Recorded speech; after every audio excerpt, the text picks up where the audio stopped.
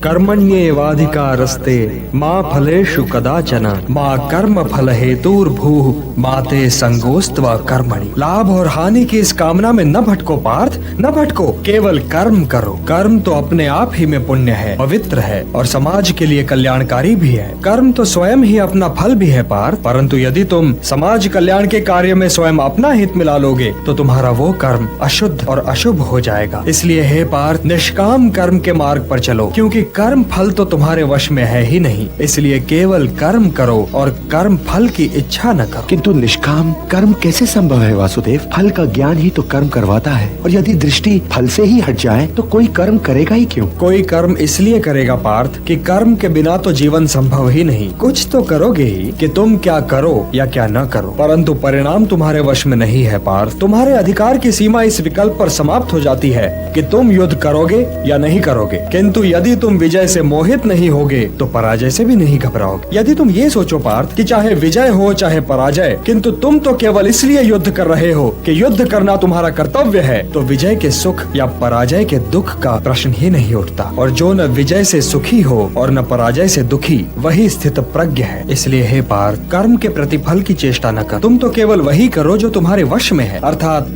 अपने धर्म का पालन करो। यही कर्म योग है पार्थ।